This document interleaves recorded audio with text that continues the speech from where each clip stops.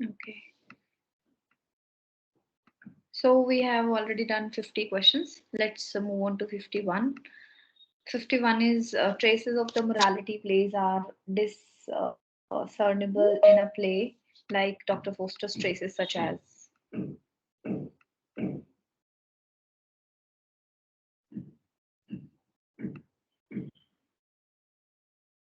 Hi, Sarika. So, what is the answer of 51?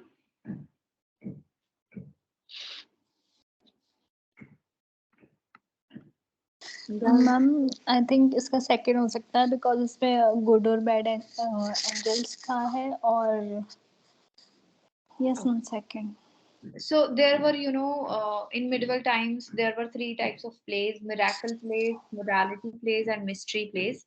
So we have to take care of this thing that they can ask you such kind of questions, indirect questions, जो बहुत आसान होते हैं. So miracle plays क्या होते हैं? Miracle plays ऐसे plays होते हैं जिसमें saints की कहानियां होती हैं, बाइबल से या कहीं से saints की, जो उस टाइम के saints थे, है ना? जैसे हमने सेंट सिसिलिया कल पढ़ा था, सॉन्ग ऑफ सेंट सिसिलिया. तो जो सेंट्स की कहानियां हैं वो मिरेकल प्लेज में आती हैं, और जो मोरालिटी प्लेज होते हैं उसमें गुड बैड ह्यूमन बीइंग्स के बारे में बताते हैं कि अगर एक क्रिश्चियन है या एक गुड ह्यूमन बीइंग है उसके अंदर कौन से ट्रेट होने चाहिए, बैड ह्यूमन बीइंग है तो उसके अंदर कैसे ट्रेट्स होने चाहिए. सिमिलरली जब हम मिस्ट्री प्लेस की बात करते हैं तो मिस्ट्री प्लेस में कैसी कहानियां होती हैं, बाइबल से ली हुई या गॉड से related, because God is a kind of mystery. इस तरह से आप इसको याद रख सकते हो. Mystery, morality and miracle place के ऊपर एक क्वेश्चन आता ही है. सो पहले डायरेक्ट आता था, अभी ये क्या कर रहे हैं, दूसरे प्लेस को लिंक करके बोल रहे हैं. ठीक है. सो डॉक्टर फोस्टस में जो चीजें हम मोरालिटी प्ले की देखते हैं वो यही है कि it's soliloquizing protagonist, good and bad angels and its final moral. सो ऐसे प्लेज में मॉरल होते हैं, जैसे अगर हम पिलग्रिम्स प्रोग्रेस की बात करें, गुड और बैड कैरेक्टर्स, वो भी एक मोरालिटी प्ले का एग्जांपल. हम, वो प्ले नहीं है, वो एक लॉन्ग पोयम है, बट हम उसके अंदर भी मोरालिटी प्ले के फीचर्स देख सकते हैं, है ना? तो ये चीजें हमें ध्यान रखनी है. नेक्स्ट क्वेश्चन हमारा है the branch of philosophy that ask the question how do we know what we know is. So philosophy, अब ये थोड़ा सा आउट ऑफ कॉन्टेक्स्ट क्वेश्चन है. सो ब्रांच ऑफ फिलोसफी में ऐसी कौन सी ब्रांच है, फिलोसफी की ऐसी कौन सी ब्रांच है जो हमें ये बताती है, ह्यूमन बीइंग्स के बारे में बताती है, how do we know and what we know, कि हमें जो पता है वो कैसे पता है और हमें क्या पता है. तो क्या आंसर आएगा इसका? एपिस्टेमोलॉजी इसका आंसर आएगा. ये एक फिलोसॉफिकल स्टडी है जिसमें कि हम क्या चीज पता करते हैं, नेचर क्या है, ह्यूमन बीइंग्स का ओरिजिन कहाँ से हुआ है, और ह्यूमन बीइंग्स की जो नॉलेज है उसकी लिमिट्स कहाँ तक हैं. इसके फिलोसफी के और 3 ब्रांचेस होते हैं एपिस्टेमोलॉजी के साथ-साथ, मेटाफिजिक्स, लॉजिक एंड एथिक्स, जहां हम बियॉन्ड फिजिकल, यानी कि एपिस्टेमोलॉजी में हम क्या बात कर रहे हैं, ह्यूमन बीइंग्स, फिजिकल बीइंग के बारे में बात कर रहे हैं. जब हम metaphysics, that something which we can not see, which is beyond physical, is also related to human beings. Like अगर आपने फिलॉसफी में कुछ भी पढ़ा है तो वहां पे हमें हमारा ही एक इनर बॉडी के बारे में होता है, कि हमारी इस बॉडी के अंदर हमारा एक अंतर मन या अंतर बॉडी होती है. इसी तरह से लॉजिक, उस चीज के पीछे क्या लॉजिक है, एंड एथिक्स, एथिक्स क्या होते हैं, वो हम फिलोसफी में पढ़ते हैं, that what is right and what is wrong. क्योंकि ऐसा, अगर आप किसी भी फिलोसफी में चले जाओ, चाहे हिंदू फिलोसफी है, चाहे क्रिश्चियन फिलोसफी है, चाहे बुद्धिस्ट फिलोसफी है, this is a common thing कि जैसा आप करोगे वैसा आप भरोगे, है ना? सो that is what comes under the ethics section. Next question is that the 18th century practice in England of book selling has midway between direct patronage and impersonal sales. A patron paid half the cost of a book before publication and half on delivery. The author of the book received these payments directly. The patron's name appeared in the preface for the book published in this manner. Direct question है, बहुत simple सा question है. अगर आपको book publication के बारे में या जो हमारे कुछ भी हम पब्लिश कराते हैं उसके बारे में कुछ भी पता है, तो ये मिड 18th सेंचुरी से इन्होंने पूछा है कि जब उस टाइम पे पब्लिकेशन होता था. क्या हो सकता है आंसर?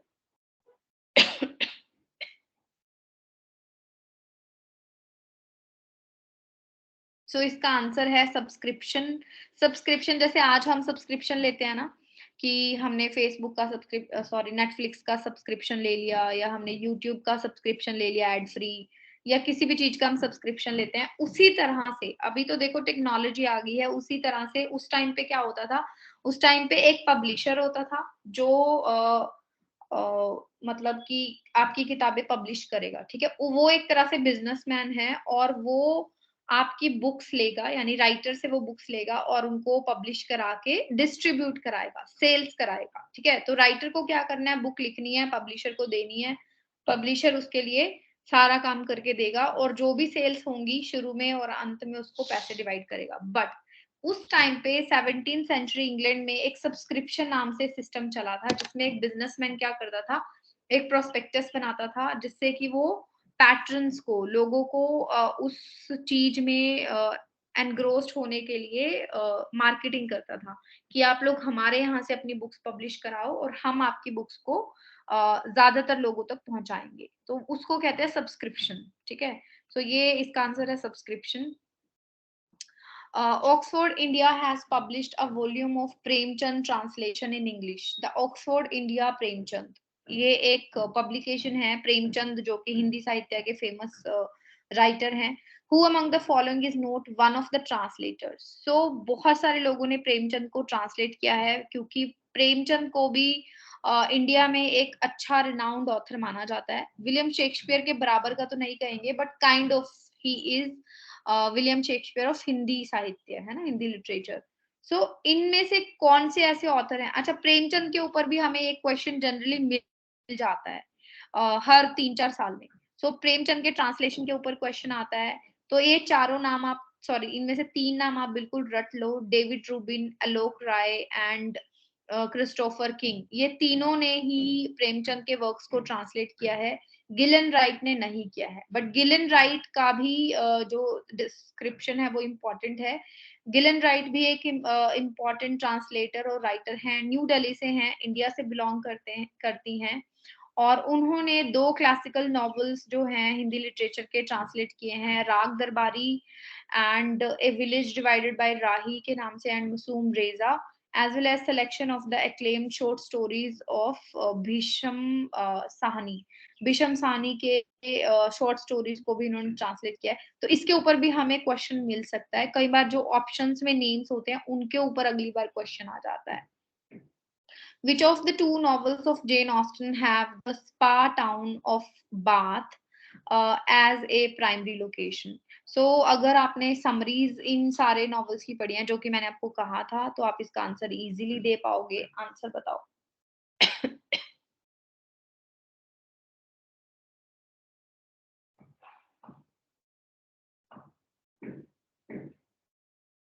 गाइस, पढ़ी नहीं समरीज? जेन ऑस्टन की सारी समरीज पढ़ने के लिए मैंने आपको बोला था. 6 के 6 नॉवेल्स की इनकी समरी हमें पढ़नी है डिटेल में. ओके, सो इसका आंसर है नॉर्थैंगर एबे एंड परसुएशन. ठीक है, नॉर्थैंगर एबे एंड परसुएशन की समरी अगर आप देखोगे तो आपको इन जगहों, इन लोकेशंस का रेफरेंस उसमें मिलेगा. In the communicative approach to ELT. अब ये ELT इंग्लिश लैंग्वेज टीचिंग से क्वेश्चन है, ऑलरेडी मैं आपको इनके PDF दे चुकी हूँ. The development of language learning और teaching involves a shift. Communicative approach के बारे में किसको किसको पता है? नहीं पता है? चलो ये बताओ किसको नहीं पता है कम्युनिकेटिव अप्रोच या कम्युनिकेटिव मेथड क्या होता है?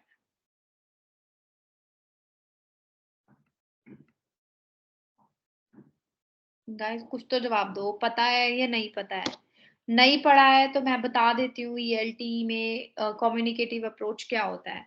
कम्युनिकेटिव अप्रोच होता है कि जब हम किसी भी स्टूडेंट को लैंग्वेज टीचिंग यानी कि इंग्लिश लैंग्वेज सिखाते हैं, तो उसका क्या प्रोसेस रहता है, इसमें कम्युनिकेशन के ऊपर ध्यान दिया जाता है। यानी कि सिर्फ ग्रामेटिकल रूल्स पढ़ाने की बजाय और डायरेक्ट मेथड से पढ़ाने की बजाय हम किस चीज के ऊपर फोकस करते हैं कि बच्चा पार्टिसिपेट करे, वो किसी ना किसी तरह से कम्युनिकेट करे, किसी ना किसी तरह से किसी एक्टिविटी के थ्रू वो बोले, ठीक है।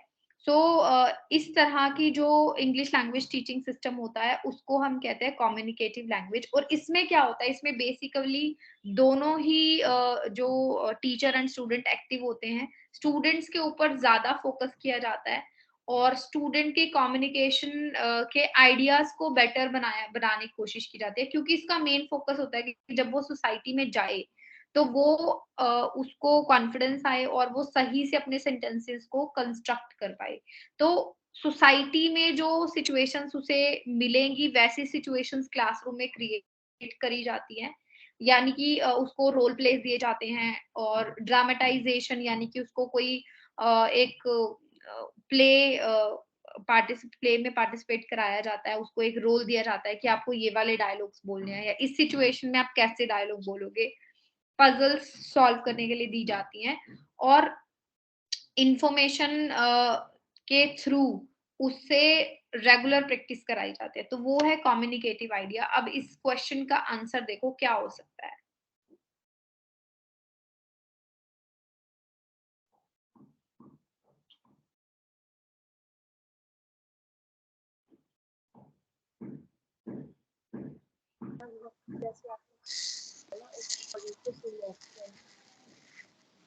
Sarika, your voice is not audible.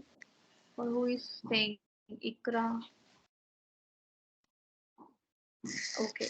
Ma'am C भी सही हो सकता है, like from teacher centre to learner centre.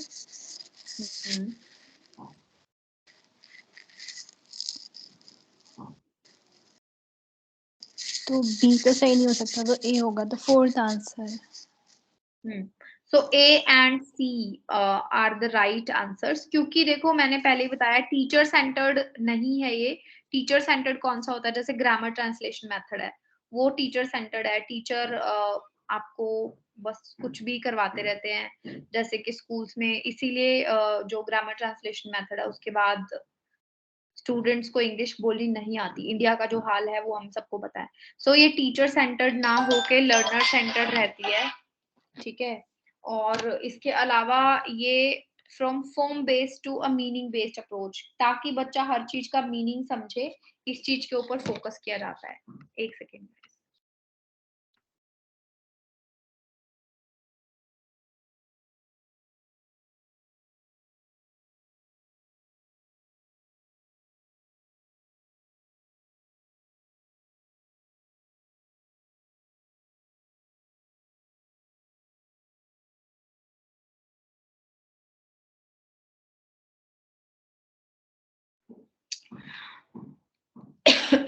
Okay, so form based from form based to a meaning based approach है। मीनिंग हमें समझ आना चाहिए स्टूडेंट को। और जो बाकी के मेथड्स होते हैं जैसे डायरेक्ट मेथड हो गया, ग्रामर ट्रांसलेशन मेथड हो गया, उसमें फॉर्म की क्या फॉर्म रहेगी सेंटेंसेस की वो सिखाने पे जोर दिया जाता है। यहाँ पे उसके अपोजिट है, ठीक है। नेक्स्ट क्वेश्चन है the four moral essays of Alexander Pope are addressed to carefully selected figures identify. तो चार फिगर्स हैं जिनके ऊपर अलेक्जेंडर पोप ने एसेज लिखे हैं, कहीं पे उनको क्रिटिसाइज किया है, कहीं पे उनको प्रेज किया है। तो वो कौन से फिगर्स हैं? वो ये क्वेश्चन थोड़ा सा कॉन्सेप्ट बेस्ड है, मतलब इसमें अंडरस्टैंडिंग का कुछ नहीं है, रट्टा लगाने वाली बात है। तो इसका आंसर है 3, Martha Blount, Lord Cobham and Bathurst and Burlington. इन नेम्स को आप याद कर लो, मैंने नीचे डिस्क्रिप्शन भी दिया है। इन्होंने अलेक्जेंडर पोप ने बहुत सारी ऐसी पोएम्स लिखी हैं जिनको उन्होंने ऐसे का नाम दिया है। तो ये भी पोएट्री फॉर्म में ही है, मोरल एसेज हम इसको कहेंगे, या फिर एपिस्टल्स क्या होता है, लेटर्स कहेंगे। तो इन्होंने डिफरेंट डिफरेंट लेटर्स के थ्रू कुछ ऑथर्स के ऊपर लिखा है, जिसको इन्होंने 1731 से 35 के बीच में पब्लिश कराया था। और वो पोएम्स के नाम भी और उन लोगों के नाम भी मैंने यहाँ पे दिए हैं। I will share it with you, मुझे याद करा देना। Next है Bertolt Brecht's Mother Courage and Her Children presents Wotan Europe as its protagonist as she follows troops with her canteen wagon. तो मदर करेज जो टाइटल कैरेक्टर है इसमें, उसका एक्चुअल नाम क्या है, वो ये पूछना चाह रहे हैं इस पूरे क्वेश्चन में कि देखो वो क्या कर रहे हैं, आपको कंफ्यूज करने की कोशिश करते हैं वो क्वेश्चन में। वो डायरेक्ट क्वेश्चन पूछने की बजाय उसमें 2 पॉइंट और ऐड कर देता है जिससे आप कंफ्यूज हो जाओ।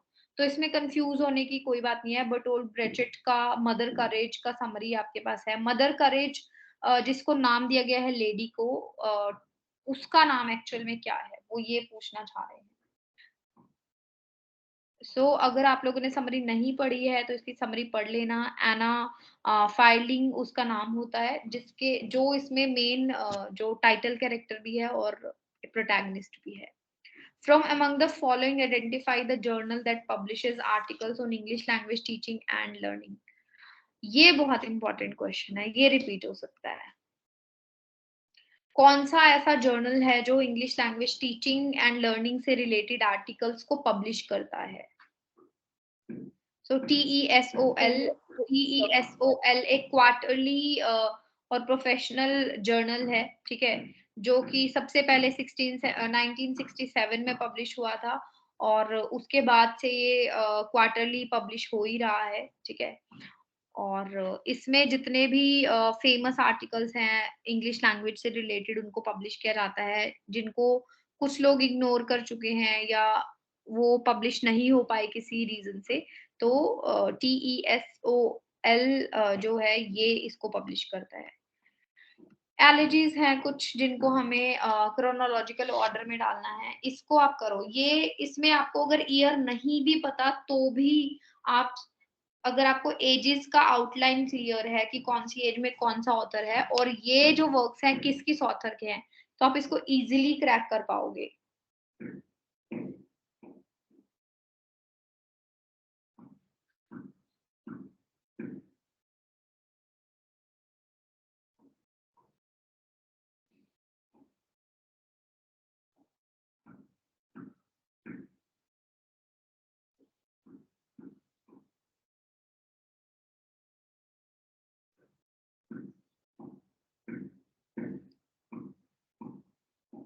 निकल पा रहा है आंसर?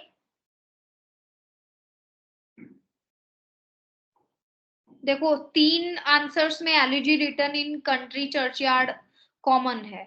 जब कोई चीज मैक्सिमम आंसर्स में कॉमन होती है तो हम उसको मान लेते हैं कि वो सही है। एक एक गेस की बात बता रही हूँ कि हम कैसे करते हैं, ठीक है। अब ये देखो कि एलिजी रिटर्न इन कंट्री चर्चयार्ड अगर हम फर्स्ट पे रखते हैं तो दूसरा जो ऑप्शन है वो क्या हो सकता है?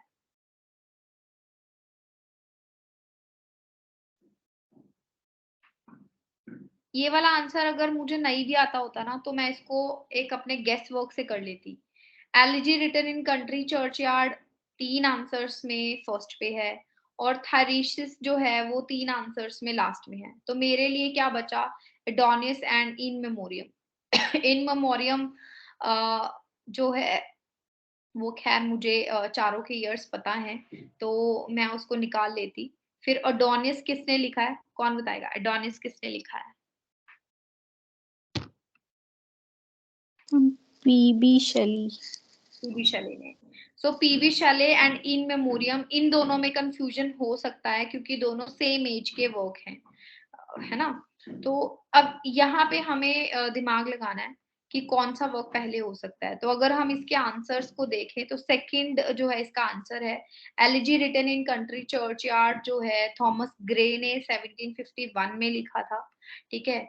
और अगर एडोनिस की बात करें 1821 में जॉन कीट्स की डेथ के ऊपर लिखा गया है, ये डेथ के बाद उनके लिए लिखा गया है, शैली ने लिखा था, उनको डेडिकेट किया था। उसके बाद है इन मेमोरियम जो कि हम ये कह सकते हैं कि विक्टोरियन एज में लिखा गया है। तो थोड़ा सा कंफ्यूजन इसलिए है क्योंकि जो किड्स की और विक्टोरियन एज जो है दोनों आसपास पड़ती हैं, बट स्टिल अगर हम ये देखें कि जो एडोनियस है वो आपकी रोमांटिक एज का वर्क है, और जो इन मेमोरियम है वो हमारा विक्टोरियन एज का वर्क है। तो यहाँ पे हमारा थोड़ा-सा कन्फ्यूजन है भी, बट क्लियर कर सकते हैं हम, क्योंकि ये सारे बहुत ही फेमस वर्क हैं। लास्ट मैंने आपको बताया ही है कि मैथ्यू आर्नोल्ड, जो कि बहुत आगे की बात चली जाती है, बहुत बाद की बात चली जाती है। तो इस तरह से हम इसको अ, वो कर सकते हैं। अगर हमें एग्ज़ैक्ट ईयर्स नहीं भी पता, तो हम इसको एक इंटेलिजेंट गेस से क्लियर कर सकते हैं। Who is the only one of Milton's contemporaries to be mentioned by name in Paradise Lost? ये क्वेश्चन डायरेक्ट मैंने आपको बता रखा है। तो जब मैंने पैराडाइज लॉस्ट आपको कराया था, तब मैंने आपको बताया था कि ये चीज़ बहुत इम्पोर्टेंट है कि एक कंटेम्पररी है मिल्टन के, जिनके बारे में उन्होंने पैराडाइज लॉस्ट में लिखा है। गैलीलियो। गैलीलियो। तो गैलीलियो कौन है? गैलीलियो ने टेलीस्कोप को डिस्कवर किया था, और मिल्टन उनसे मिलने गए थे जब वो पैराडाइज लॉस्ट लिख रहे थे। क्योंकि उनको एक तरह से हाउस अरेस्ट किया हुआ था, है ना? क्योंकि he was a renowned scientist, वो नई-नई चीज़ें इज़ाद कर रहे थे, और जिसकी वज़ह से गवर्नमेंट जो है वो खुश नहीं थी। क्योंकि उस टाइम पे ये जो जितनी भी डिस्कवरीज़ होती हैं, उनके खिलाफ होते थे लोग। ये तो स्लोली एंड ग्रेजुअली जैसे-जैसे रेनेसाँ के बाद लोगों ने इस चीज़ को अंडरस्टैंड करना शुरू किया, ह्यूमैनिज़्म आने लगा, तो लोगों ने इन सारी डिस्कवरीज़ को एक्सेप्ट किया। तो इन्होंने गैलीलियो के बारे में और उनकी डिस्कवरीज़ के बारे में पैराडाइज़ लॉस्ट में इनका ज़िक्र किया है। तो ये क्वेश्चन बहुत इम्पोर्टेंट है, रिपीट हो सकता है। K.S. Maniam is a major writer of Indian origin. Writing in English, born and living in Malaysia, identify two of his novels from the list. So ये थोड़ा सा हटके क्वेश्चन है। K.S. Maniam post modernist Indian author हैं, और इन्होंने novels लिखे हैं। तो इनके जो दो नॉवेल्स हैं वो हैं B and D, the return and between lives. तो ये आप देख सकते हो, इनका डिस्क्रिप्शन मैंने यहाँ पे दे दिया है, तो टेंशन लेने की बात नहीं है। यहाँ से इनके नॉवेल्स के नाम पढ़ लेना, कौन-कौन से नॉवेल्स इन्होंने लिखा है। रिपीट होगा तो इनके नॉवेल्स के नाम आ सकते हैं। What did Thomas Percy collect in his relics? So इसका आंसर मैं आपको बता देती हूँ। अगर आपको पता है तो आप मुझे बता दो। सो रेलिक्स जो है थॉमस पर्सी ने लिखा था, उसमें उसने रिकलेक्ट किया है old songs, ballads and romances in English and Scots. So English और स्कॉटलैंड, यानी इंग्लैंड और स्कॉटलैंड के बैलेड्स, पुराने सॉन्ग्स को रिकलेक्ट करके उन्होंने रेलिक्स नाम से एक वर्क पब्लिश किया था। ठीक है, इसकी थोड़ी बहुत डिटेल्स मैंने यहाँ पे देने की कोशिश की है, यहाँ से आप देख लेना। Dhiraj C. Chaudhary's autobiography of an unknown Indian concludes with an essay on the course of Indian history. ये important work है, autobiography of an unknown Indian. इसकी summary आप देख लेना एक बार. But in penultimate chapter, Chaudhary concludes the account of events in his life. How does this narrative ends? तो ये कहानी कैसे खत्म होती है, एक तरह से ending के ऊपर question है। तो ये कहानी खत्म होती है, Chaudhary obtains a job in the military accounts department and gives it up because he finds it soul destroying. क्योंकि उसे वो जॉब बहुत बोरिंग लगती है मिलिट्री की, और उसे लगता है कि I am working here but my soul, my self and I am not happy here. I am not, a person who want to do this, because the works that he has to do there were not of his type. सो उन्होंने अपनी autobiography में इस बारे में बताया है। Basically इनकी ही autobiography से मिलती-जुलती है कहानी, autobiography of an unknown Indian. Next है इन जॉन गोवर्स कन्फेसियो मेंटिस। तो ये एज ऑफ चौसर से क्वेश्चन है। Ammons the lover makes his confession to the priest named. Depth से क्वेश्चन है गाइस, सरफेस लेवल का क्वेश्चन नहीं है। जनरली हम कन्फेसियो अमेंटिस की समरी नहीं पढ़ के जाते, बट इस क्वेश्चन के बाद हमें इसकी समरी पढ़नी पड़ेगी, बिकॉज अब एनटीए इसकी समरी को डेप्थ में कंसीडर करने वाला है। पहले क्या होता था, सरफेस लेवल पे हम ये पूछ लेते थे कि जॉन गोवर के वर्क्स हैं, वो कौन सा वर्क कौन सी लैंग्वेज में लिखा गया है, बिकॉज जॉन गोवर ने 3 लैंग्वेजेस में लिखा है ना। फ्रेंच में भी वो लिखते थे, इंग्लिश में भी लिखते थे, लैटिन में भी लिखते थे। सो उनके वर्क्स के टाइटल्स के नाम पूछ लेते थे या उनके वर्क्स के बारे में पूछ लेते थे कि ये कौन सी लैंग्वेज में है। बट कन्फेसियो मेंटिस के अंदर से डेप्थ से क्वेश्चन आया है, तो हमें इसकी समरी एक बार देख लेनी चाहिए। ठीक है, इसको नोट डाउन कर लो। सो जीनियस नाम से एक प्रीस्ट हैं जिनके सामने इन्होंने कन्फेस किया था। 3-4 क्वेश्चन और करेंगे। इन Eugene आयनेस्को's cheers, the absurdity is not much in the banal words that are uttered. banal words क्या होता है? banal words होते हैं boring and repeated words। जैसे बहुत सारे songs होते हैं जिसमें बहुत सारे words बार बार या phrase बार बार repeat किए जाते हैं, जिससे कि कई बार बहुत ही boring और absurd हो जाता है वो वर्क। तो इस क्वेश्चन का आंसर आपको क्या लगता है?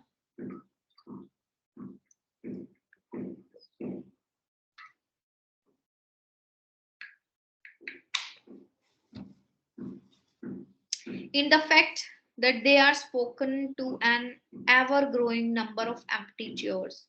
So वो बोरिंग क्यों है? क्योंकि जो यूजिन आयनेस्को ने चेयर्स के साथ डिस्क्रिप्शन लिखा है, डायलॉग्स लिखे हैं एम्प्टी चेयर्स के साथ, तो इसीलिए वो बहुत बोरिंग डिस्क्रिप्शन है। तो ये डेप्थ का क्वेश्चन है, थोड़ा सा देखना पड़ेगा। अच्छा, ये बहुत ही आसान सा क्वेश्चन है, बहुत ही सरफेस लेवल का क्वेश्चन है, इंटेलिजेंटली हमें इसको देखना पड़ेगा। एक बार देखो, half sentence in Purchas his pilgrimage triggered off Kubla Khan. जानबूझ के घुमा फिरा के क्वेश्चन पूछा उन्होंने। सीधा सा क्वेश्चन ये है, whose work was purchase his pilgrimage। ऊपर वाली लाइन से हम उलझ जाएंगे। सीधी सी बात है कि परचाज हिज पिलग्रिमेज किसका वर्क है, who is the author of this work, and Samuel Purchas is the author of this work. सीधा क्वेश्चन है, बट इन्होंने घुमा के कोशिश की है लिंक करने की, ताकि अगर हमें आता भी होगा तो हम कंफ्यूज हो जाएंगे कि क्या पूछना चाह रहा है। लंदन के एक पार्सन है, उनका प्रोफेशन इन्होंने साथ में लिख दिया ताकि हम कंफ्यूज हो जाएं। ठीक है, सो सैमुअल परचाज ने लिखा था। अब कुबला खान अगर आपने देखा है तो एस टी कॉलरिज ने कुबला खान लिखा है। फ्रेगमेंटेड वर्क है, इनकम्प्लीट वर्क है। ऐसा माना जाता है कि एस टी कॉलरिज, जिनको की ओपियम लेने की आदत थी because of his a lot of diseases, तो उन्होंने सैमुअल परचाज का ये परचाज इट्स हिज पिलग्रिमेज पढ़ रहे थे वो, जिसकी वजह से ओपियम के नशे में उन्होंने लिखना शुरू किया कुबला खान को। एंड जैसे ही वो उसको एंड करने वाले थे, मतलब आगे लिखने वाले थे, तभी उसको किसी ने आके टोक दिया, जिसकी वजह से वो वर्क इनकम्प्लीट रह गया। और फिर वो उस फॉर्म को लोस्ट कर गए, यानी कि उनके माइंड से वो सारे आइडियाज डिलीट हो गए, या यूं कह सकते हो कि गुम हो गए। कई बार होता है ना, हम कहते कहते कोई बात भूल जाते हैं, then he forgot that what he was writing, and इसी वजह से जो कुबला खान जैसा एक फेमस वर्क है वो अधूरा रह गया। सो ये चीज जो है इन्होंने लिंक करने की कोशिश की है, सिर्फ हमें कंफ्यूज करने के लिए। Based on the life of 13th century troubadour from among the following identify the work that marked a catastrophic failure in Robert Browning's poetic career, earning him a reputation for impenetrable difficulty.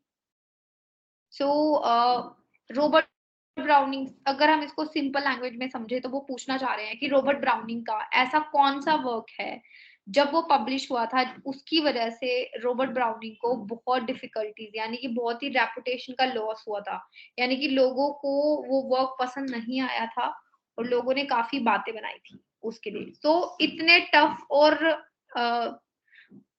Typical words डाल के वो हमें question ना समझ आए और हम question को 2 बार 3 बार पढ़े और हम अपना टाइम मैनेज ना कर पाए, ये ट्रिक होती है किसी भी पेपर को हार्ड बनाने की। बट अगर हम इसको 2 बार 3 बार पढ़ेंगे तो हमें समझ में आएगा कि अच्छा वो तो सिंपल सा पूछ रहा है कि रॉबर्ट ब्राउनिंग का कौन सा ऐसा वर्क है जो बहुत फेमस नहीं हुआ था उस टाइम पे। सो वो वर्क है सोडालो। सोडालो के बारे में मैंने डिटेल्स दी हैं, ये इन्होंने 1840 में पब्लिश कराया था और इसको इन्होंने सोडालो नाम के ही एक इंसान है उसके ऊपर लिखा है। उन्होंने बताया है कि उनकी साइकोलॉजी ऑफ जीनियस, इस जीनियस सोडालो नाम के इंसान की साइकोलॉजी कैसी थी, उनका थॉट प्रोसेस कैसा था, उनकी जो सोल की डेवलपमेंट कैसे हुई, इन सारी चीजों का डिस्क्रिप्शन उन्होंने इस वर्क में दिया है। बट लोगों ने ये कहा था कि ये एक अच्छा वर्क नहीं है, उस टाइम पे ये फेमस नहीं हुआ था, इसीलिए इनको लॉस ऑफ रेपुटेशन उस टाइम पे हुआ था। But later on people understood, इसीलिए हमारे सिलेबस में भी है। इन ट्रिस्टम शैंडी द ऑथर्स प्रीफेस। अब प्रीफेस क्या होता है? What is a preface?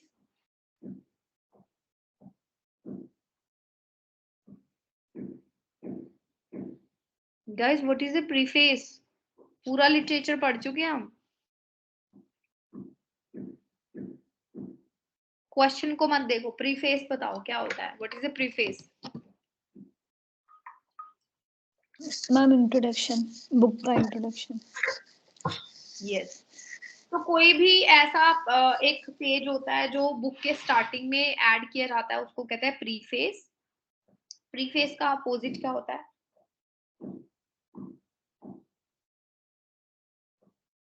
Ma'am epilogue. Epilogue. Okay. तो ट्रिस्टम शैंडी का जो प्रीफेस है वो कौन से कहाँ पे अपीयर होता है? जनरली प्रीफेस क्या होते हैं, शुरू में आते हैं, बट ट्रिस्टम शैंडी का प्रीफेस आया था चैप्टर नंबर 13 एंड 14 में, वॉल्यूम 2 में। कितने वॉल्यूम्स हैं ट्रिस्टम शैंडी के?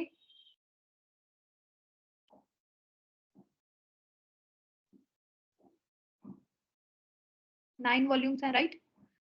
क्वेश्चन आता है ये। 9 वॉल्यूम्स हैं, और जिसके सेकंड वॉल्यूम के 13 एंड 14 चैप्टर के बीच में ऑथर का प्रीफेस आता है। सो क्योंकि ट्रिस्टम शैंडी एक बहुत ही वियर्ड टाइप का वर्क है, जिसमें कहीं एक सेंटेंस में एक चैप्टर बना दिया, कहीं पे बिना बात के डैशेस हैं, कहीं पे एक वर्ड से एक चैप्टर बन जाता है। सो उसमें कुछ भी हो सकता है। सो इस वर्क का जो प्रीफेस है वो 13th एंड 14th चैप्टर के बीच में, वॉल्यूम 2 के 13th एंड 14th चैप्टर के बीच में आता है, ठीक है। Evelyn Waugh once complained that T.S. Eliot poems 1909 to 1925 was marvelously good, but very hard to understand. The most pessimistic novel Waugh wrote was called Dash, and he owed the title to Dash. अब देखो फिर से इन्होंने क्या करा है, पहली line की कोई जरूरत है नहीं थी इस क्वेश्चन में, उसका कोई लेना देना नहीं है इस क्वेश्चन से। उन्होंने कहा है कि इवलिन वो ने कहा है कि टीएस एलियट ने 1909 से 25 के बीच में बहुत अच्छी पोएट्री लिखी है, पर उनको समझना बहुत मुश्किल है। जैसे कि टीएस एलियट का वेस्टलैंड भी इसी टाइम पे आया था, ठीक है। अब क्वेश्चन जो असल में है वो सेकंड लाइन में है, द मोस्ट पेसिमिस्टिक नॉवल, जो वो का जो मोस्ट पेसिमिस्टिक नॉवल है उसका नाम क्या है और उसका टाइटल उन्होंने कहाँ से लिया है। सो इसका मतलब जब ऊपर टीएस एलियट का डिस्क्रिप्शन दिया है तो कहीं ना कहीं टीएस एलियट से लिया है, ठीक है।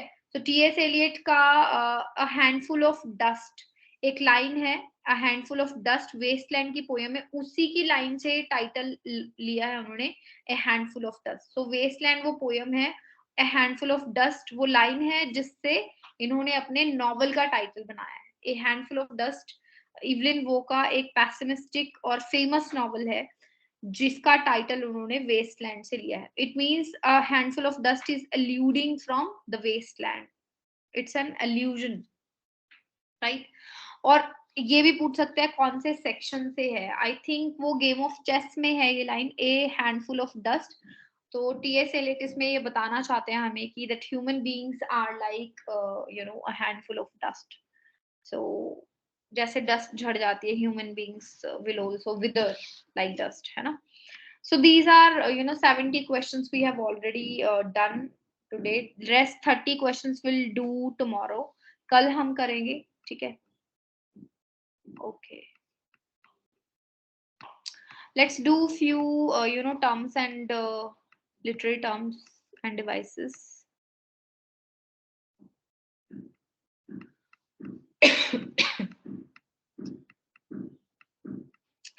सो बैथोस पे हमने कल छोड़ा था। बैथोस क्या है? Bathos is a sudden change of tone, जिसको हम एंटी क्लाइमेक्स भी कभी कभी कह देते हैं। जैसे कि होता क्या है कि अभी कुछ बहुत ही हाई फाई चल रहा है, यानी कि बहुत ही कुछ कोई एक सीरियस कंडीशन चल रही है, सीरियस वो चल रहा है, स्टोरी चल रही है, एक प्ले में लगा लो, मूवी में या फिर नॉवल में बहुत ही सीरियस सा कुछ चल रहा है और हम एक्सपेक्ट कर रहे हैं कि अच्छा अब क्या होगा, क्या होगा, क्या होगा? हम कुछ बहुत सीरियस सा एक्सपेक्ट कर रहे हैं और लास्ट में क्या होता है, बहुत ही ट्रिवियल सा कुछ हो जाता है। सपोज़ एक मैं आजकल एक सीरियल देख रही हूँ सूट्स के नाम से, है ना? इंग्लिश सीरियल है।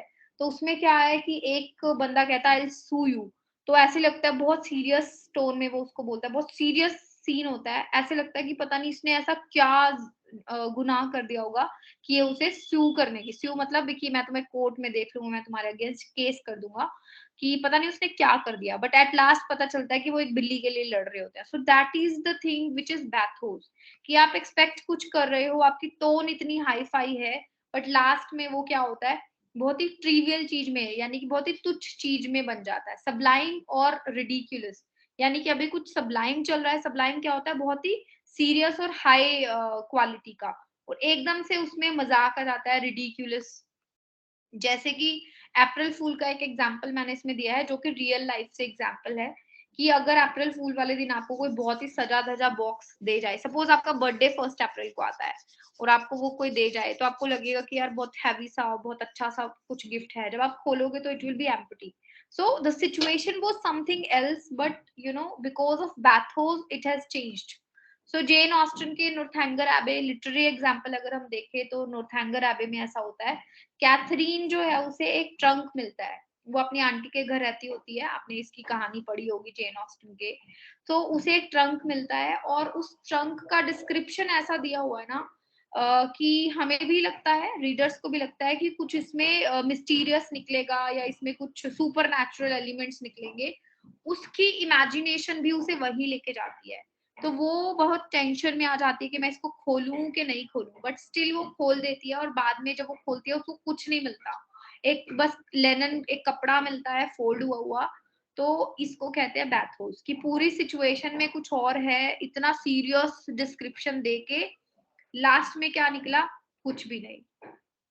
सो यहाँ पे बैथोस है, उसके अलावा कुछ और एग्जांपल्स हैं, वो आप खुद पढ़ लेना, ठीक है? बैथोस कॉमिक इफेक्ट देने के लिए यूज़ किया जाता है। हमने कल इनोच आर्डन के बारे में पढ़ा था, जिसमें कि एक सेलर है, वो अपनी फैमिली के फाइनेंसेस को बेटर बनाने के लिए एक ट्रैवल पे जाता है मर्चेंट्स के साथ, मर्चेंट सेलर है वो, सेलिंग पे जाता है, जहाँ उसका शिपरेक हो जाता है और वो अपनी फैमिली से 2-3 साल कुछ सालों के बाद मिलता है। अब पूरी की पूरी जो पोएम है ना, वो उसमें इतनी सीरियस टोन है, हमें लगता है कि बेचारा ऐसे हो गया, ऐसे हो गया। अच्छा, अब वो घर आ गया इतने सालों बाद, 10 इयर्स बाद, तो उसके साथ कुछ अच्छा होगा, भी होगा। बट लास्ट में क्या होता है कि उसके साथ फिर भी बुरा होता है और एट लास्ट जो 65 स्टैन्ज़ास हैं, वहाँ तक सब कुछ सीरियस चल रहा है। लास्ट में क्या दिखा देता है ऑथर, कि उसके फ्यूनरल के ऊपर उसकी फैमिली इस चीज़ के लिए ये कर रही है, काउंटिंग कर रही है कि कितना पैसा लगेगा।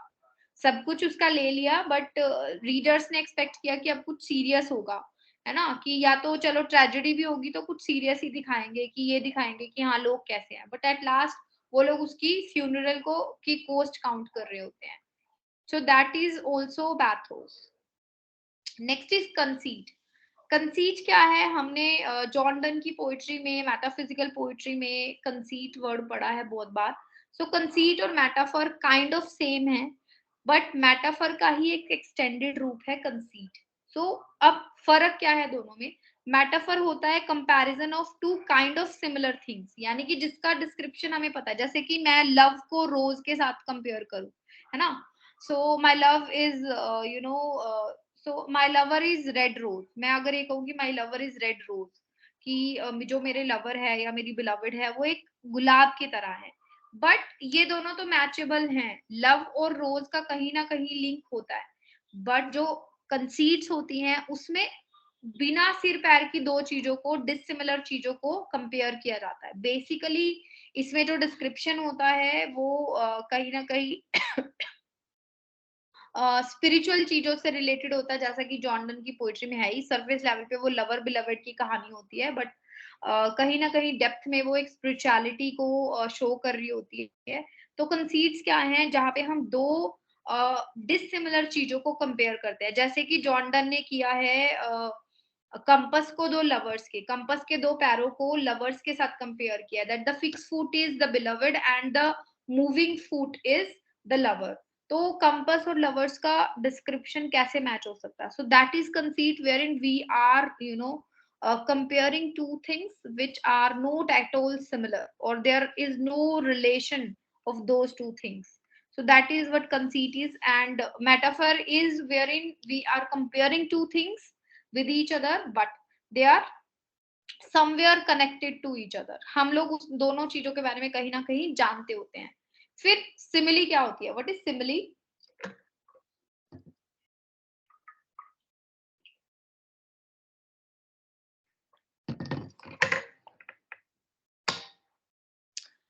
Simile is also comparison होता है ये। yes, simile is also comparison, but we use words like It is an implied comparison, ma'am. yes. Hidden So comparison is there. We have to use the words like, as, so to हाँ, show the comparison. yes, so we use such words like as, like, है ना। तो जहाँ direct comparison ना होके हम उसको दिखाते हैं कि यू आर लाइक दिस। एक तो मैंने कहा कि यू आर दिस, मैंने कहा कि तुम शेर हो, और एक मैं बोलूं कि तुम शेर की तरह हो। So that is the difference between simile, metaphor and conceit, right. So there are few examples, वो आप खुद पढ़ सकते हो। सर्कमलोक्यूशन, सर्कमलोक्यूशन क्या है? Circum means circular and locution means movement. कोई चीज अगर गोल गोल घूम रही है, दैट इज सर्कमलोक्यूशन। अब लिटरेचर में सर्कमलोक्यूशन क्या है? जब हम किसी चीज को गोल गोल घुमा के बोलते रहते हैं, है ना, डायरेक्ट पॉइंट पे नहीं आते। जैसे कि हम अपने पेरेंट्स से, हमें कुछ चाहिए तो हम क्या करते हैं कि जैसे आपको फोन चाहिए या कोई स्कूटी चाहिए, तो हम क्या करते हैं, अपने पेरेंट्स को जाके बोलते हैं कि मेरे सारे दोस्तों के पास स्कूटी है ना, और ऐसा है। मतलब हम अच्छा बनने की कोशिश करते हैं, और बातों ही बातों में हम अपने पेरेंट्स को ये कहना चाहते हैं कि हमें स्कूटी चाहिए, बट हमारी डायरेक्ट हिम्मत नहीं होती कहने की। तो हम क्या करते हैं? सर्कमलोक्यूशन। हम 10 और बातें बोलते हैं, पॉइंट पे नहीं आएंगे, गोल गोल घूमते रहेंगे कि पेरेंट्स खुद ही समझ जाएं।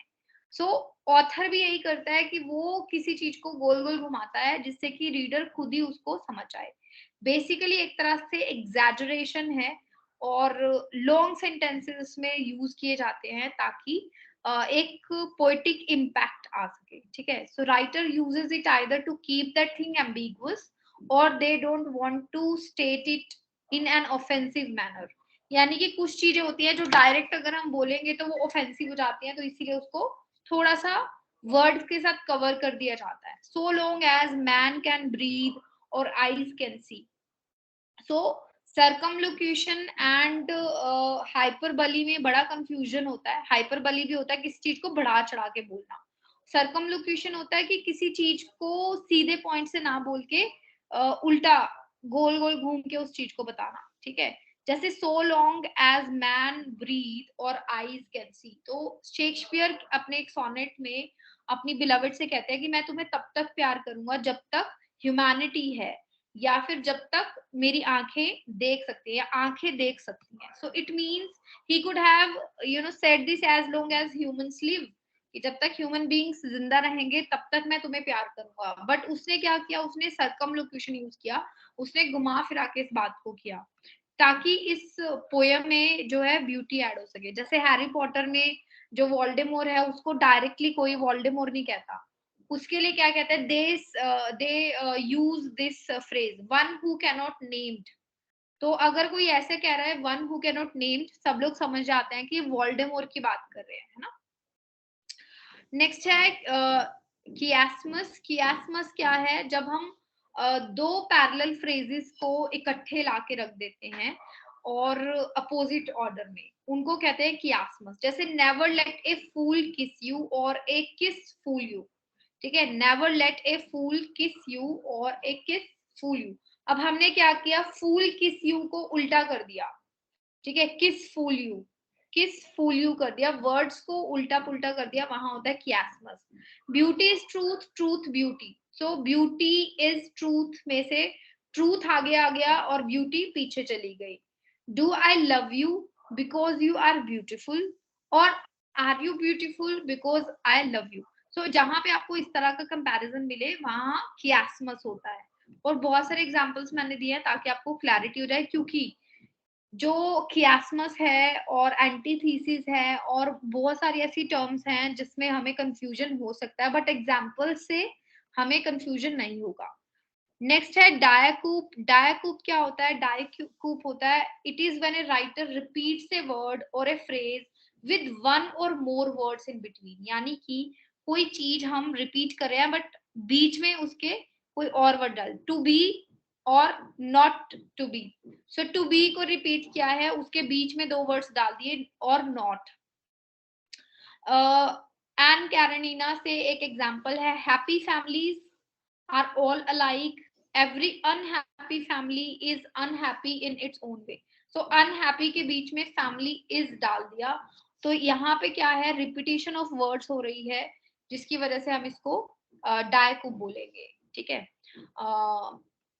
इससे इसके ऊपर क्वेश्चन भी आया था, we will do it, I tell you we will do it. So we will do it and we will do it के बीच में आई टेल यू डाला है।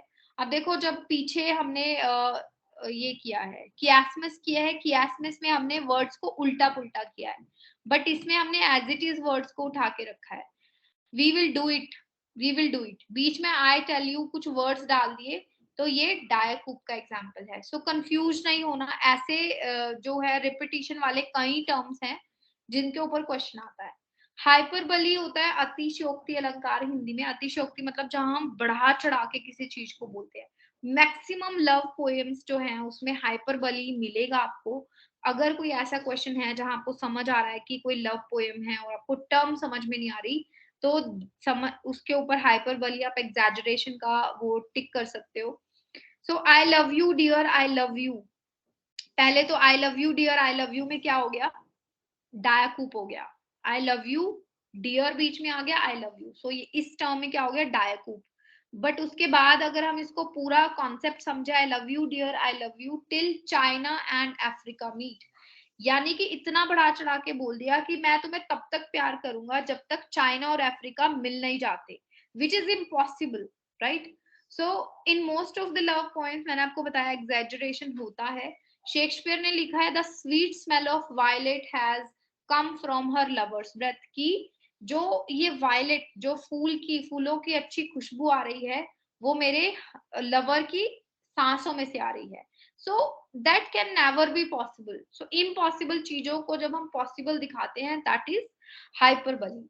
ठीक है, नेक्स्ट है इमेजरी। इमेजरी क्या होती है? इमेजरी होती है कि जब हम वर्ड्स के थ्रू अपने दिमाग में एक पिक्चर बना सके, ठीक है, और उस पिक्चर से हमें प्लेजर मिलता हो, that is what imagery is. हम किसी ऑब्जेक्ट को डिस्क्राइब कर सकते हैं, एक्शन को, आइडियाज को, और वो हमारी फिजिकल सेंसेस को अपील करता है, या तो हमारे कानों को या हमारे आंखों को, या हमें इमेजिन करके अच्छा लगता है। जैसे मैं कहूँ कि आज मैं जब गार्डन में गई तो मुझे भीनी भीनी सी मिट्टी की खुशबू आई क्योंकि हल्की हल्की बारिश हो रही थी। सो कहीं ना कहीं हमारी जो सेंसेस हैं, जो हमारी स्मेलिंग सेंस है, वो एक्टिवेट हो जाती है, हम उसे इमेजिन करने लगते हैं, दैट इज इमेजरी। जो रोजमर्रा की जिंदगी में भी हम कुछ वर्ड्स ऐसे यूज करते हैं जिसकी वजह से हमारी sense of taste, sound, sight, smell और टच ये अपीलिंग फील करते हैं। जैसे मैं अगर बोलूं कि हमारे यहाँ ना देसी घी की इतनी टेस्टी जलेबी मिलती है, अगर किसी को जलेबी पसंद है उसके मुंह में अभी पानी आएगा। सो दैट इज इमेजरी। उसने इमेजिन कर लिया, उसने इमेजिन कर ली कोई जलेबी जो उसने कभी बहुत टेस्टी खाई थी, तो वो इमेजिन कर रहा है कि अच्छा मैम के यहाँ भी कहीं ऐसी जलेबी मिलती होगी।